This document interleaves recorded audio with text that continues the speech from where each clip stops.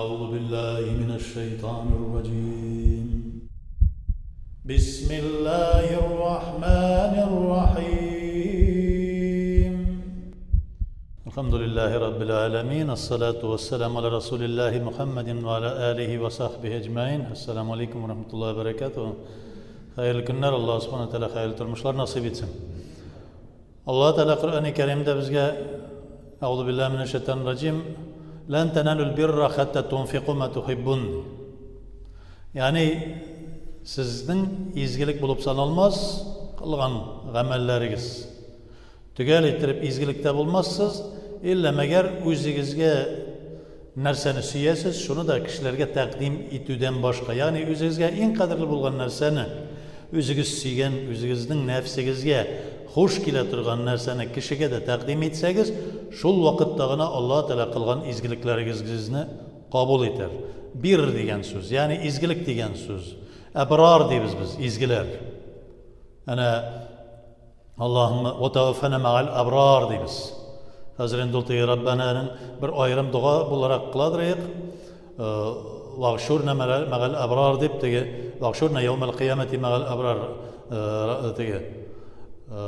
Kılgan vakitte yaki Allah subhanahu teala'ga müracaat etdimiz. Ya Rabbim bizni kıyamet gününde ebrarlar bilen, olar bilen bir retten, bir saftan bizni kabirlerden tirgiz deybiz. Yani ebrar degen söz, izgilik yolunda, bugün gündeki şu anlamda kişilerge hayırlı işler, hayırlı şu münasebette bulgan, Allah Teala kuşkanşa, Allah Teala'ga qarata da hayırlı münasebette bulgan kişiler turunda bara. Bir degen söz. Yani şu ebrar degen düşünceden, izgiler degen düşünceden. Bugünkü günde elbette şu izgi kişiler bilen bizge bulurga tiyişli. Din İslam'da tügel ettirip İslam'ını anlar için, tügel ettirip din İslam'da dürüst yolda bulur için, ene bitkin sayın sırabız. İhdina sırat-ı müstakim deyiz. Sırat-ı lezine en'amte aleyhim. Kimlerini sen nimetlendirdin sırat-ı müstakimde bulgan, şuşlarının yolundan bizne gündür ya Rabbim, şuşlarının yolundan barırga nasip et bizge deyiz. Kimlerini Allah Teala doğru yola gönderdi, kimlerini şu yola çıkardı, ebrarlarını, izgilerini. Kim anda? Rasuller, enbiyeler, şahitler, sıddıklar, ebrarlar. Yani bunlar Allah Teala'nın sırat-ı müstakiminde. Bugün gündeki dünya bizden şunday derecede ebrarlar bir şitke gitti. Yani izgilikte bulgan.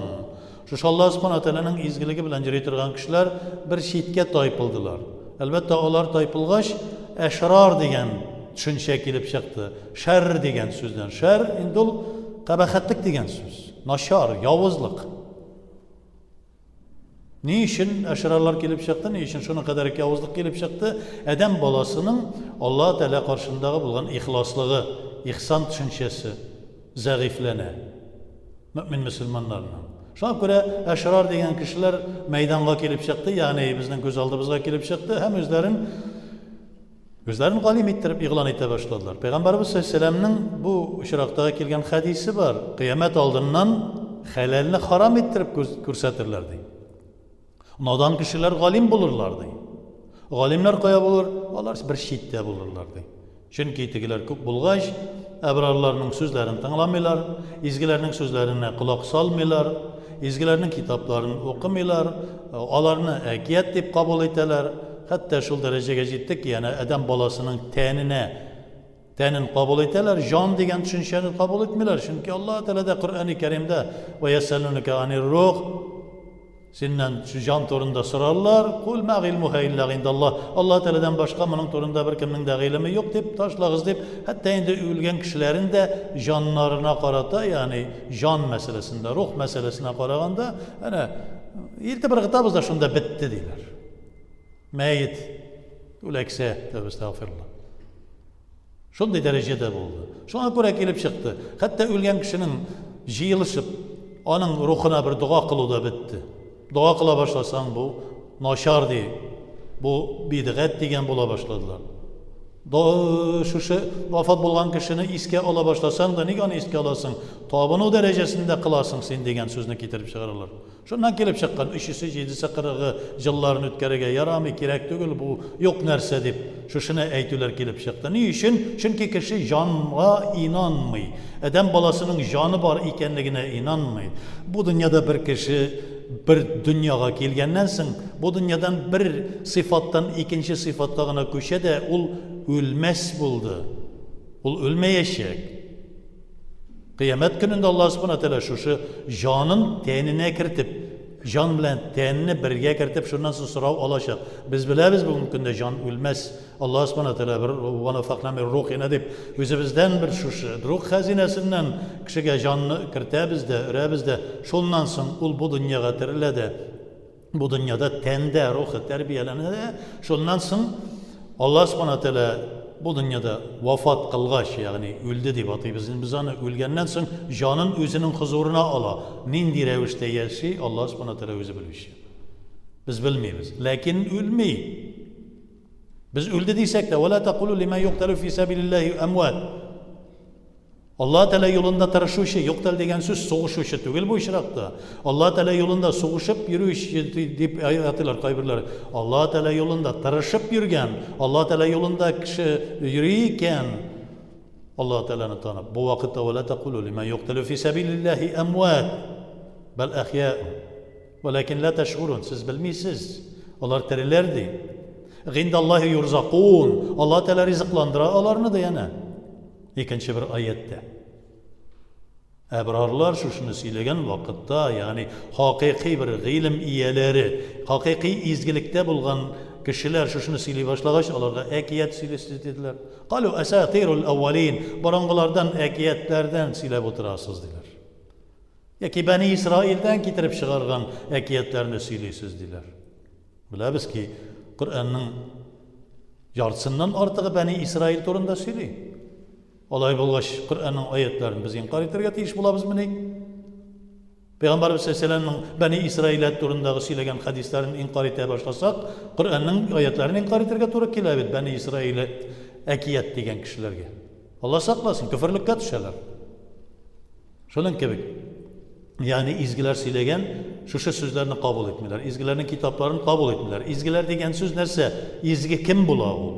Allah Teala'dan ihlastan korkup, İhlastan Allah subhanahu teala'nın ayetine dayanıp, Muhammed sallallahu aleyhi ve sellem sünnetine dayanıp, Peygamberimiz sallallahu aleyhi ve sellem'den kelgen ene sahabeler, tabi'inler, galimlerinin yolundan, el-guleme vurasaul enbiya, galimler olar varislar, peygamberlerinin varisları deyip Peygamberimiz sallallahu aleyhi ve sellem eyte. Şularga yerip bargan kişiler. Nersege miras, nindi miras kaldı? Galimlerge nindi miras kaldı? Peygamberlerden, Peygamberimiz sallallahu aleyhi ve sellem'den nindi miras kaldı? Muhammed sallallahu aleyhi ve sellem nerse kaldırdı? Yiyinde aşarına yok idi. Baylık kaldı, altın kaldı mı? Dünya kaldı mı? Yok. Peygamberimiz sallallahu aleyhi ve sellem'den Allah Teala'nın ilmi kaldı. Din kaldı. Galimlerge nindi miras kaldı degende dinni miras ettirip aldılar. Onlarda miras kaldı. Şu mirasını bizge yetkirdiler Allah'ın rahmeti. Şuna göre biz şol yoldan baraga tırışar. Ama indi eşrarlar kelip çıktı bugün günde. Yavuzluk. Eşrar kim ol? Ol dünya için dinni dünyaga büge. Dinden indigine yaktan kilse de dinge ol anı dünyası için kullana. Lakin şoluk vakitte ol izgilikte jirgen kişilerini Allah Teala yolunda ibadette hem şuşa gamel ibadet kılıp jirgen kişilerini o falan ol tügen tigilay bulay dip sögüden to'xtamay her vakitte alarga til tidire mullalarga, bistaylarga, abzilarga, şuşa muallimlerge başkalarına til tidire başlıyorlar nerse anda deyim. Gafayı tegiz olup kişiler, muallimler, imamlar, müezzinler onlar 24 saat tevlikke Allah Teala torunda söyleşirler. Bu su getirgen kişiler. Dinni dünyası için kullanan kişiler. Ezrek şunda orada berdi namazını okuyda çıkıp jigire tağın dünyası için. Namazı okudu da dünya için kelip çığa. Kulluk için tügül.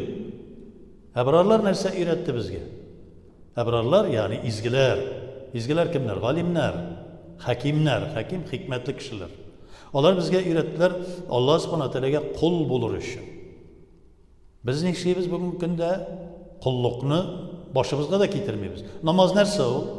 Көн сайын бер туктаусыз син үзеңне Аллаһ Тәгаләнең кулы иттереп күрсәтү. Бер төсле дуа кыласың, бер төсле намаз укыйсың. Кайберәүләр әйтә, һаман бер дуганы әйтәсез ди. Һаман бер сүзне сөйлисез ди. Соңгыда бәндә шушы куллык турында сөйлибез. Шул дуганы кылабыз. Көн сайын шул дуганы кылабыз. Көн сайын бер сүз сөйлибез. Көн сайын бер төрлек рукук кылабыз. Көн сайын бер төрлек сәҗдә кылабыз. Көн сайын шул Коръәнне укыйбыз. Ни өчен? Чөнки бүген укыдым да иртәгә укымасам, бүген шулай сорадым да иртәгә сорамасам, нәрсә була? Аллаһ Тәгалә кабул итмәү мөмкин. Ни өчен? Инна ахаббал аъмали индаллаһ илаллаһ адвамаха валау қал. Аллаһ Тәгалә каршында иң сөекле булган гамәл, дәвамлы булган, бер туктаусыз һаман шул ук бер үк нәрсә булган. Әз генә булса да. Әз генә булсын, ләкин дәвамлы булсын. Үлгән чакка кадәр син шуны дәвам итти. Пәйгамбәрбез сәлләмә әйтә моны. Шуңа күрә менә әбрарлар шушыны өйрәтә. Әмма бүгенге көндә әбрарлар бер читтә. Әллә нинди белеме булмаган, яки белеме ниндидер белемне, мәгълүматны үзенә белем иттереп таныган, тегеннән, моннан үзүк эләктергән, үзенең бүгенге көндәге нәфсисенең турышына туры килә торган дәрәҗәдәге белемне өйрәнгән кешеләр, кешелеклек сыйфаты булмаган, ихласлык сыйфаты булмаган, мәдәниятен белмәгән, тарихын белмәгән, милләтен санга сукмаган шушындый кешеләр әзмәз эләктереп, үзләрен галим иттереп санадылар да әшрар булдылар. Милләтен санамаган кеше кем? Әтиәнисен санамый димәк. Әти-әнисе мәсәлән бүгенге көндә үзенең туган телендә сөйләшә дә, баласы аның әти-әнисенең телендә сөйләшмәй икән, туган телендә. Нәрсә дигән сүз бу? Бу шәр кылды, яманлык кылды, явызлык кылды. Әти-әнисенә каршы чыкты. Аллаһ Тәгаләнең Коръән аятына каршы чыкты. Фагбудуллаһа ва ла тушрику биһи шәйъан ва лил валидайни ихсанан. Аллаһ Тәгаләгә ширк катыштырмаган килеш. Гыйбадат кылды, әти-әниеңә ихсан күрсәт. Хөрмәтле әти-әниеңне дип әйтелә. Бу әшрар түгелме, әти-әнисенә каршы чыккан кеше.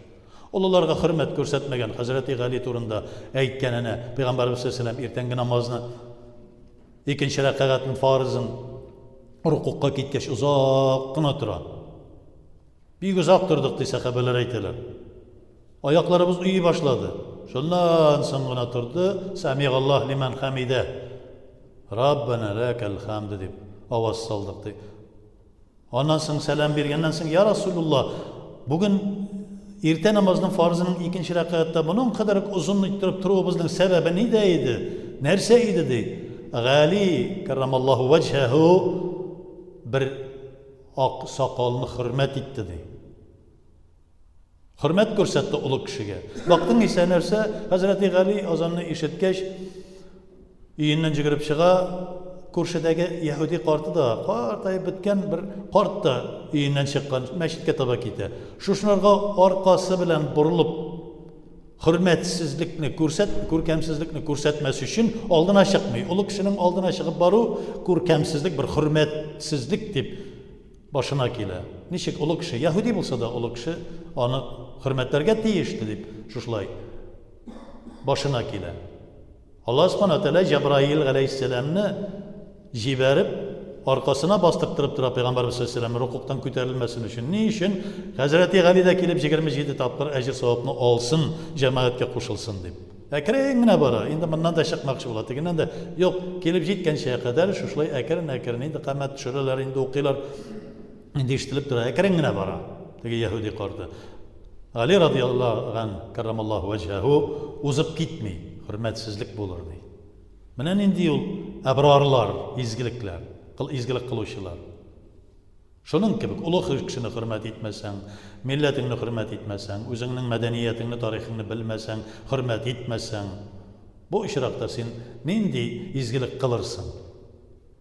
Тегеннән моннан җылкып кына әшрар булырсың. Бу көндә әйтүебезчә, Аллаһ Субханаһу Тәгалә Кыямәт алдында әбрарларны бер читкә куйыр ди. Алар урынына әбрарлар булмагач, boş урынга әшрарлар тулыр, бозык кылучылар тулыр.